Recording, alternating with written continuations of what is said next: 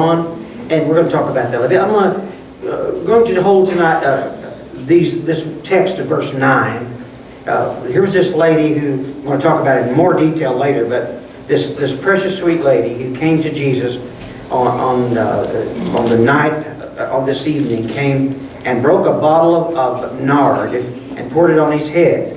And then it says in verse 9, "Truly I tell you, wherever the gospel is preached throughout the world, what she has done will also be told in memory of her." So that lady's legacy forever and ever is going to be the legacy of lavish love. So that's what she left when she was here. Hardly a week goes by that I don't walk down to the cemetery with some of you and putting somebody in the grave that we love and we're going to miss. And every time we go, we talk about legacy. We talk about the things they did, the things they created, the things they loved, the stories they told. That was their legacy.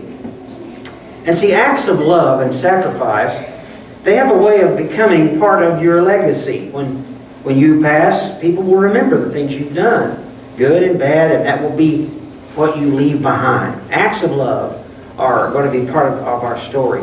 There's a guy here who goes to church here. His name is Tom Ross. He was in the first service tonight. And Tom, a few years back, came to me.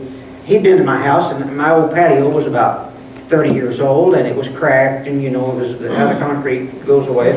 And Tom he's a real good concrete man, and he said, "Scott," he said, "I'm going to pour you a patio." And I said, "Oh, no, I don't want you to do that." He said, "I'm going to. I want to do it just as an act of love. I just want you to know I appreciate what you do, and I want to pour you a patio." And so Tom came out with some of his friends. Some of you here tonight may have been with him.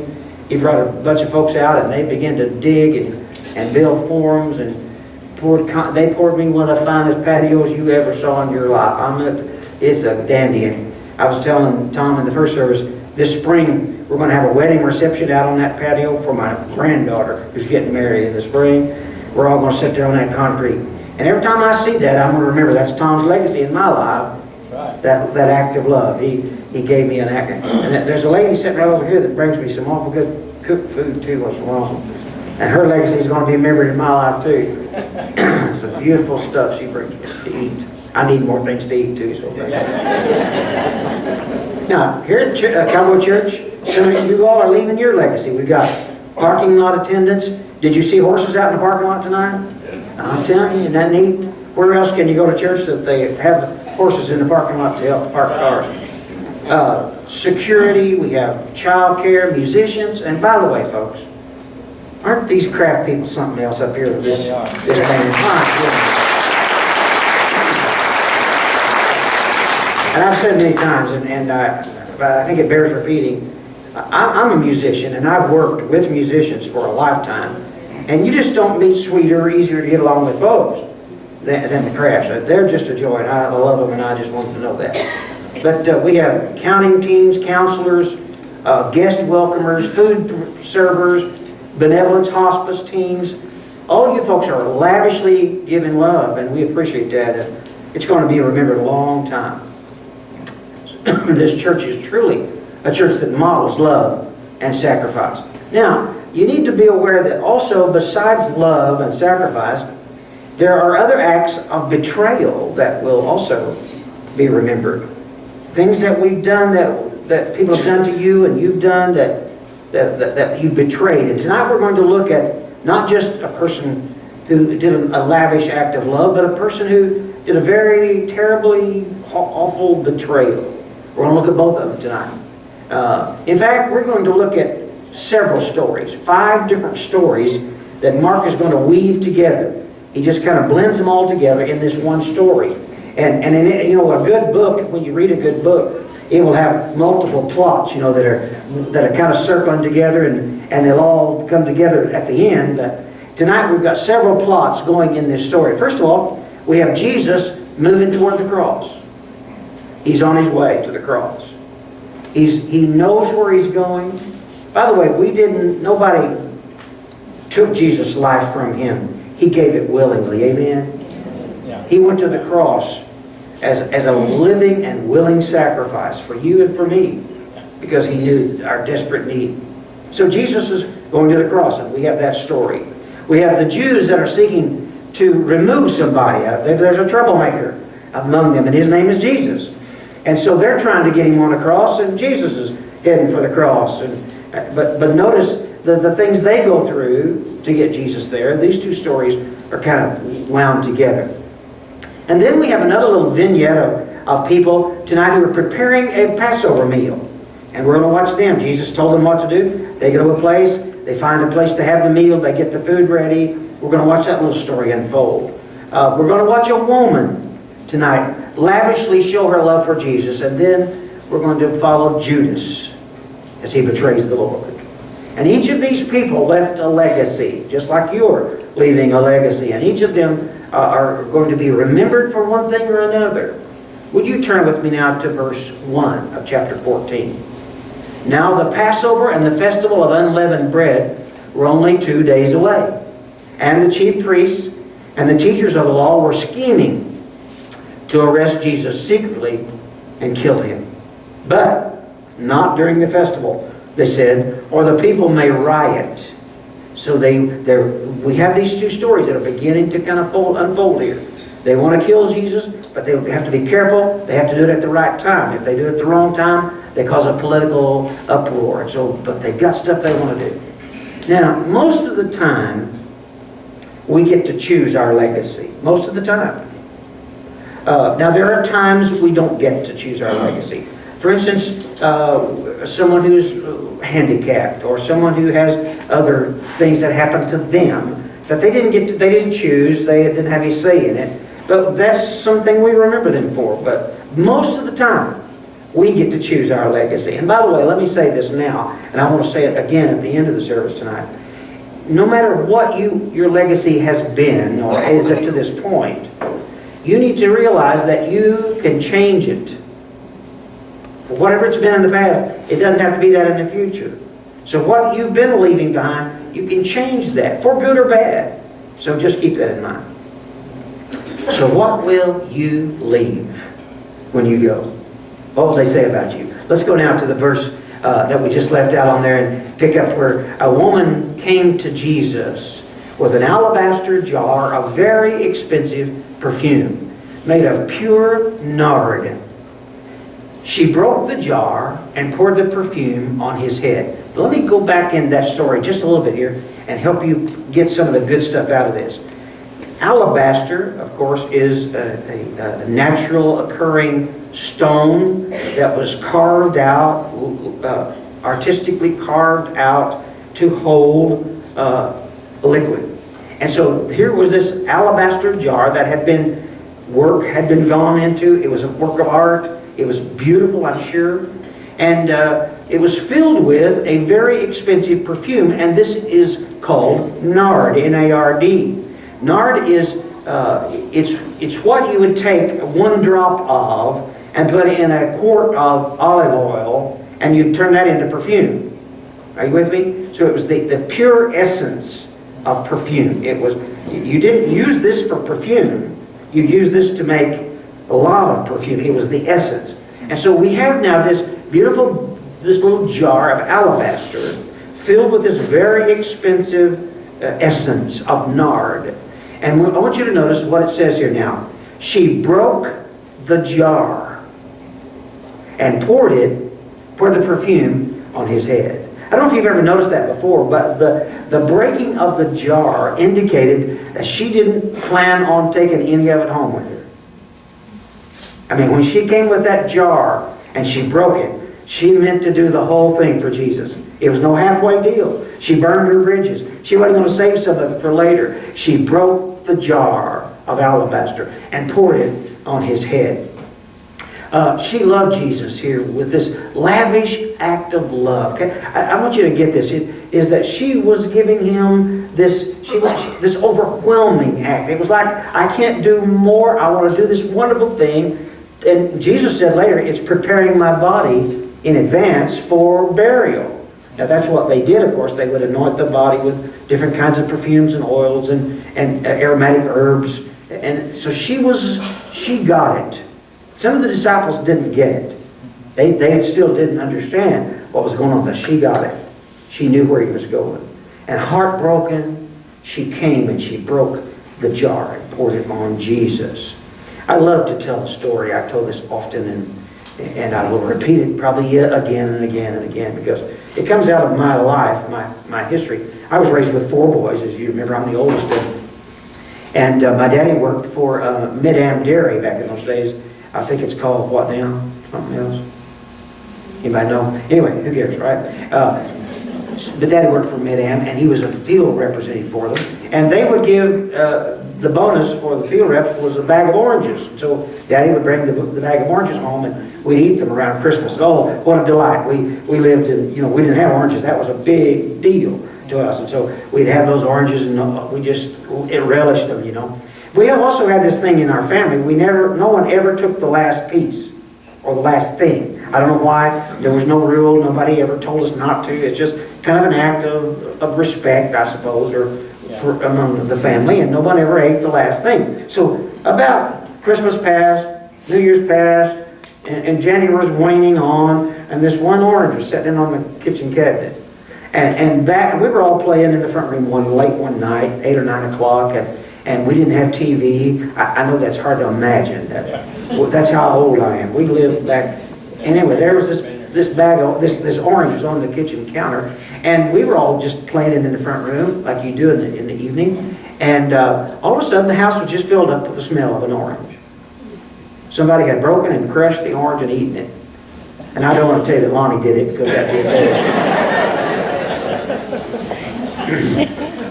Broken and spilled out. Can you imagine the smell this made? Not the orange, but the nard. Imagine what that was like at that table. The smell must have just been overwhelming. What a gorgeous smell. It just filled the room. And I imagine Jesus smelled like that for days as he went toward the cross. Can you imagine that? Think about that. I don't know if you'd ever caught that. I want you to think about it just a little bit. So she left us this tremendous legacy of love and sacrifice. And she's going to be remembered forever. Some people leave a legacy of anger and criticism. Yeah, that's your legacy. I don't want that to be mine. Do you? I don't want to be remembered as a negative or critical person. Let's look at verse 4. We're going to see some people who are kind of negative. Some of those present were saying indignantly to one another, Why this waste of perfume? It could have been sold for more than a year's wages and the money given to the poor. And they rebuked her harshly. Poor little old girl. She just did the best thing she knew how to do. Yeah. She just spent a year's wages on Jesus. That's how much it cost. And what they do, instead of saying, wow, that was fantastic, magnanimous, what a wonderful thing you've just done. They said, well, you crazy old woman, why have you done this to Jesus? You could have, okay, you get the point. So their legacy now is contrasted with her act of lavish sacrifice, and you have this other contrast now of negativity. If you notice life like that, no good deed goes unpunished. Yeah. Right? You have to be careful. So she left a legacy. Some people, and I've met a few of them, who think their spiritual gift is criticism and fault finding. Yeah. That's why God put them here. That's my job. I do. Okay. If you all wake up, go like this once in a while, swallow. There you go. Now you're doing better. I thought you'd gone to sleep on me. Because I just told a funny story. Nobody laughed. So surely it wasn't me. It couldn't be me. Now, let me ask you a hard question. Was that nard wasted?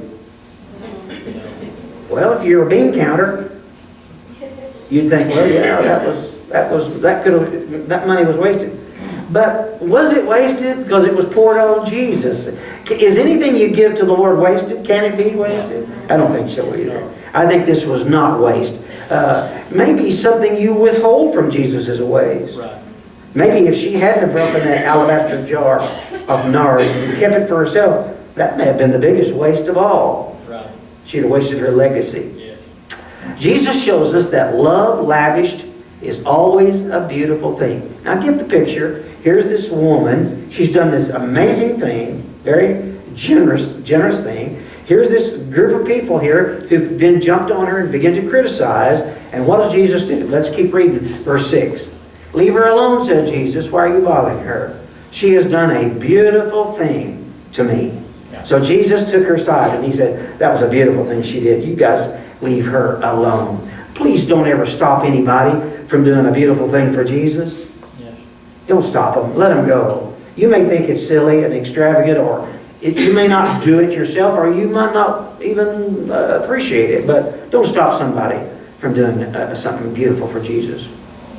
Now we find that Jesus was nearing the cross, and he said, you know, guys, you're going to always have the poor with you. That's the human condition. But he said, I'm going to go home. I'm leaving you. Now, Jesus didn't leave us because he left us his Holy Spirit. But his body, of course, we know, has now been translated and is now in heaven. So he left us. Let's look at the next one. Because some people are going to leave a legacy of helping the hurting.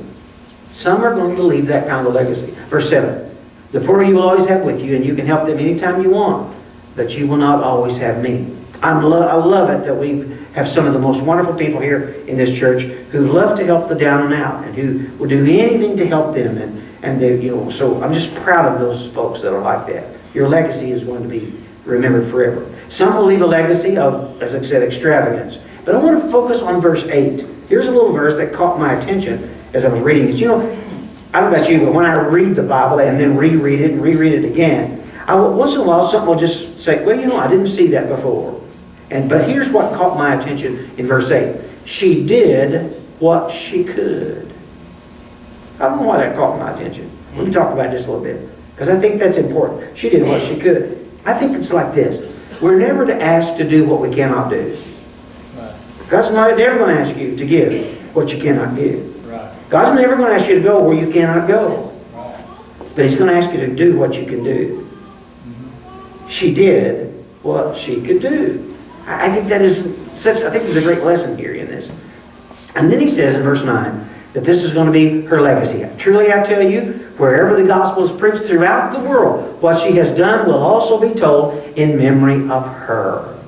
Now I believe with all my heart that when we get into heaven in a 50 to 75 to 100 years, we're all going to be there. And when we get there, we're going to recognize this one lady in heaven that's going to be unique of all the rest. And then when she walks down the street, somebody's going to say, that's the lady that poured the nard on Jesus. Her legacy is going to be following her even into eternity. What do they say about you when you're walking down the street? Okay. Yeah. Okay, now let's look at the bad part. Some people are going to leave a legacy of betrayal. Verse 10. Then Judas Iscariot, one of the 12, went to the chief priests to betray Jesus to them. They were delighted to hear this and promised to give him money, so he watched for an opportunity to hand him over. Now, if you remember, I told you there's going to be several stories woven together here. And one is we have these Jews who are trying their best to get Jesus to the cross. What they didn't know was Jesus was going there himself.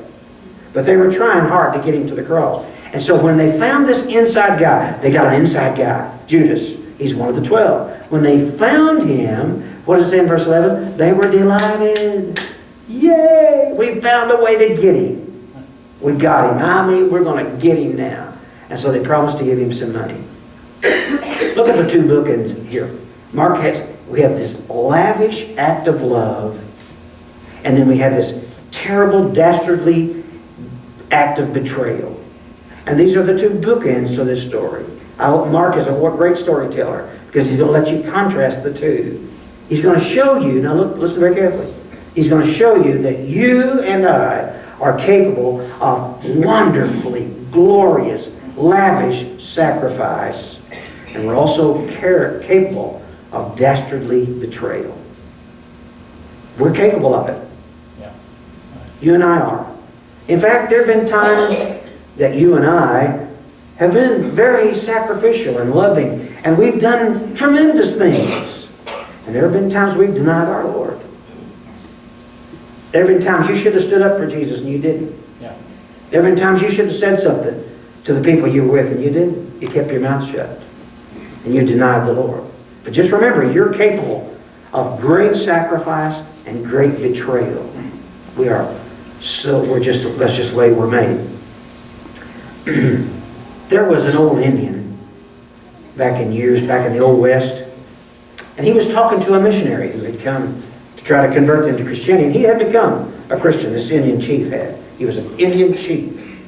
And the missionary and he were talking, and he said to the missionary, I want to do good. I want to be like Christ, but there are times I just don't.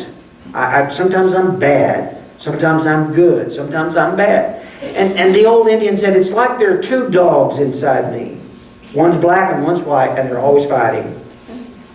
One wants to do good, one wants to do bad. And the missionary said, well, which one wins the fight? And the chief said, the one I say sick him to.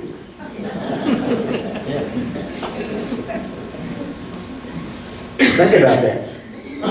The one I say sick him to. And so inside you, you have that choice. It's there in every one of us. Who are you going to encourage? Who are you going to send on? When we break our marriage vows, we betray a spouse and children. When we don't keep our word or pay our debts, we betray our trust. When we don't do what we say we're going to do, we betray somebody, someone. Right. Now, we're going to look just briefly at verse 12, because in verse 12 we have a mention now of Passover. Now, I long ago stopped glossing over certain texts of the Bible, because when I was growing up, everybody understood what Passover was. But I'm not sure everybody does now in our culture. So I'm going to just take a short time and take you back a few thousand years. Where I'm going to tell you about Passover. When the Jewish people were leaving Egypt, when God was moving them out of Egypt, the last plague was called the plague of the death angel. And God told Moses, Moses, you tell the children of Israel that I'm going to come through the camp tonight, of the city of the Jews, where the Jews live. I'm going to come through the whole nation of Egypt. And every firstborn in the home is going to be killed tonight. It's going to die. Every firstborn. But the only exception is going to be those who put blood on the doorpost of their house. If you kill an animal sacrificially and put its blood on the doorpost, I will pass over you. So the Jewish people then picked up that Passover and they built that into their traditions. And so tonight, at this point in verse 12, we're going to begin to move into Passover. And so that's what that's celebrating. Look at verse 12. On the first day of the feast of unleavened bread, when it was customary to sacrifice the Passover lamb, Jesus' disciples asked him, where do you want us to go and make preparations for you to eat the Passover? Verse 13. So he sent two of his disciples, telling them, go into the city, and a man carrying a jar of water will meet you. Follow him. Say to the owner of the house he enters, the teacher asks, where is my guest room? Where may I eat the Passover with my disciples? Verse 15. He will show you a large room upstairs, furnished and ready. Make preparations for us there. Verse 16. The disciples left, went into the city, and found things just as Jesus had told them. So they prepared the Passover. Now, so it was at that meal of Passover, the night that Jesus began to break the bread and pass it out to his disciples and say, this is my body. Do you understand what's happening here? Jesus is the Passover lamb. He is the lamb that was sacrificed, whose blood was put on the cross. He is the lamb that causes death to fly over you and to pass over you. And so that night at Passover, Jesus took the bread and he broke it and he passed it to his disciples. He said, take and eat. This is my body broken for you. And then he took the cup of wine and he passed it and he said, drink. This is my blood of the New Testament, shed for you.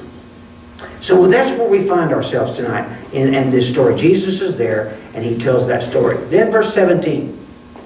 When evening came, Jesus arrived with the 12. And while they were reclining at the table, he said, truly I tell you, one of you will betray me, one who's eating with me. They were saddened, and one by one they said to him, surely you don't mean me. It's one of the 12, he replied, one who dips bread into the bowl with me. The Son of Man will go, just as it is written about him. But woe to that man who betrays the Son of Man. It would be better for him had he not been born. So Jesus is going to say to us, the man that's going to betray me is one of the inner circle. It's one of the 12. And he's going to dip his bread into the bowl. When the ancient people of this time ate, they would come together and they would have kind of a stew, kind of a stew that was the central bowl, flat sort of bowl set in the middle of the table. And everyone broke your piece of bread and you reached over into the stew and picked up your bite to eat. Sounds good, doesn't it? Some of you hadn't had supper, you're getting hungry. But he'd break that bread and dip it into that stew. And he'd say, who's going to betray me? He's going to be dipping in the bread with me. In other words, it's one of you guys. And they said, no, surely it's not I. But then we learned some things here. We learned that Jesus said, it would have been better for this man to betray me. It would have been better if he hadn't even been born. What do we learn from this? Well, the most despicable betrayal happens to those that are close to us. If I don't know you and you don't know me, if you betray me, so big deal. Who cares? But if it's somebody in close to you, that hurts. And so this betrayal came from someone close. See, nobody made Judas betray the Lord. I want you to get this. Judas wasn't predestined for this. Even though God knew that he would do it, because God knows the history and the future God knows the past and the future as one thing. He understands all of that at once. But Judas wasn't predestined to do that. But he had a choice, is what I'm saying. He could have said, no, I'm not going to betray my Lord. Yeah. Destiny can be changed. You may be fated to do something. In other words, you may be genetically set up to do something a certain way. You may have been, your early life, you may have been abused and mistreated. And so people say, well, then you become an abuser and a mistreater when you get older. Well, you may be set in that direction. Please listen now. But you still get to choose. You may be an alcoholic.